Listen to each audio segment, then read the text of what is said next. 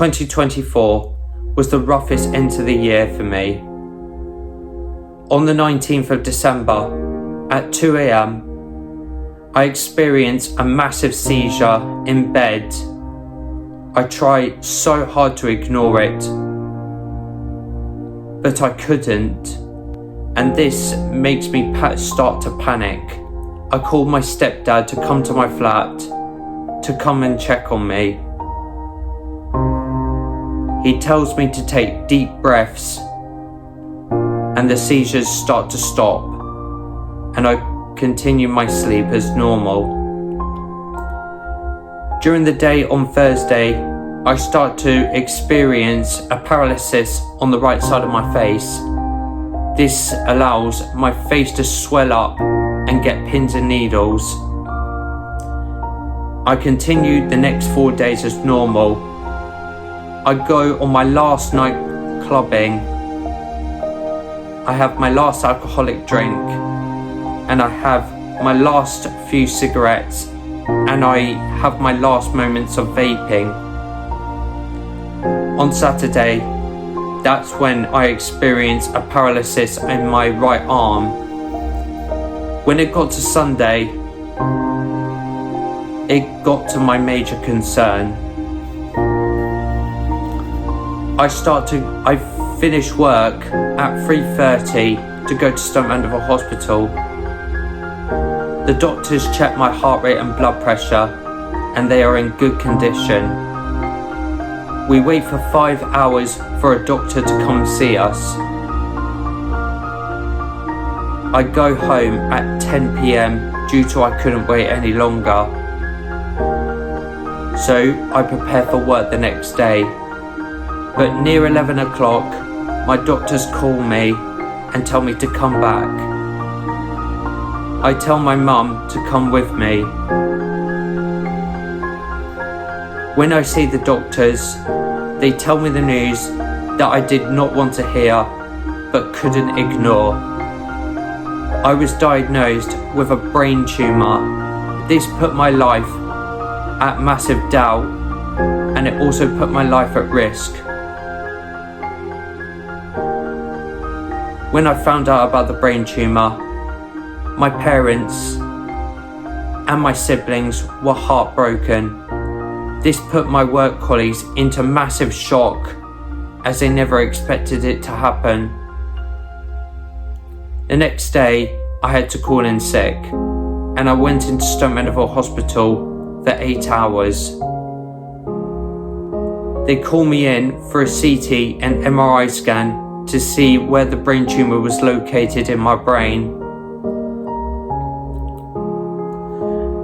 They give me steroids to try and slow the swelling down. Obviously, it left me in an episode of deep depression, thinking my future was at risk, and feeling I could not fight this. But many people believed in me that I could fight this off, and it can be treated. The doctors confirmed that this was a type 2 glioma and can be cured.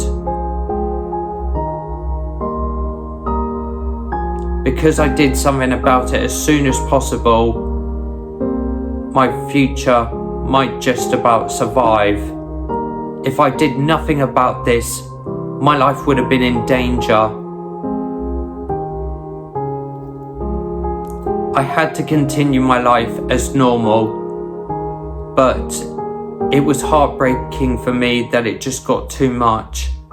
I couldn't walk properly, I couldn't talk properly, and I found it hard to enjoy myself.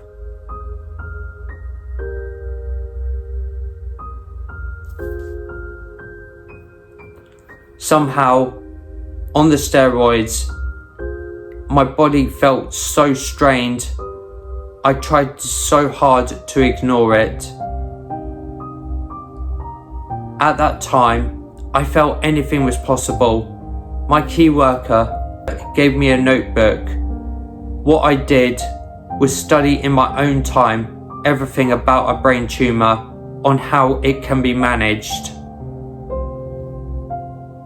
So I took major notes on how to manage it. Obviously, the steroids were getting to a point where my body just couldn't take it. Luckily, my doctor told me to come off the steroids on the 10th of January, which was a relief because some of the steroids were killing me. But I believed everything of beating a glioma was possible. I had to find a way to motivate myself. I also found out why I was diagnosed with a brain tumour. The following signs of the brain tumour was something to do with depression, mental health, smoking, drinking, all that.